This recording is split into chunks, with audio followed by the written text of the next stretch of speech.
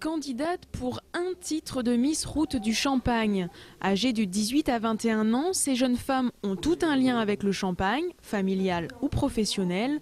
Au cours de la soirée, elles défileront d'abord en tenue de ville, puis en habit d'été et en robe de soirée.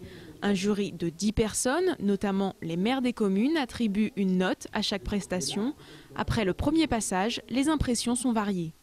Un peu de stress au début quand même, mais une fois que c'était parti, ça allait. Moins stressant que ce que je pensais.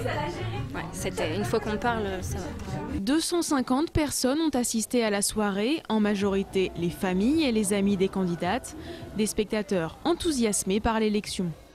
Super sympa, on a vu de jolies miss, et puis on espère que ça va continuer comme ça.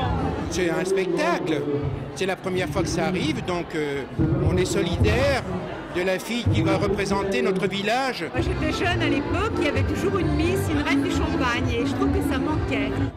Une tradition retrouvée grâce à l'initiative de l'association des vignerons des Soies. Le but principal était de créer un événement fédérateur et trouver quelqu'un pour incarner cette fête du champagne. L'intérêt d'avoir une miss, c'est d'avoir une personne sympathique, jolie, qui représente l'idée, l'esprit de la route du champagne. La route du champagne, c'est d'abord la fête, c'est d'abord la convivialité, et puis c'est aussi d'avoir une miss qui soit présente les 24 et 25 juillet pour participer à différents événements au cours de la route du champagne.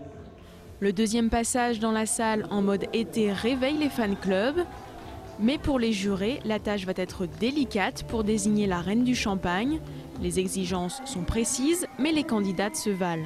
Je les note sur la présentation, l'élocution, l'amabilité, le sourire. Alors, la candidate idéale, c'est qu'elle a de la prestance, qu'elle représente bien la région, qu'elle soit souriante, disponible pour les manifestations. Je pense que ça va pas être si évident que ça, parce qu'elles sont toutes bien jolies. Mais ils ne sont pas les seuls à choisir. Le vote du public compte pour 30% des résultats. Après avoir admiré les robes de soirée, les spectateurs font leur choix et les derniers bulletins rejoignent l'urne. Quelques dizaines de minutes plus tard, les totaux sont faits et la gagnante est Tiffaine. Je suis super contente, on a passé vraiment un bon moment avec les filles. On s'est bien amusé, c'est vraiment une bonne expérience. Tout se passe bien, maintenant place à la fête. Toutes les participantes ont reçu chocolat, vêtements et champagne.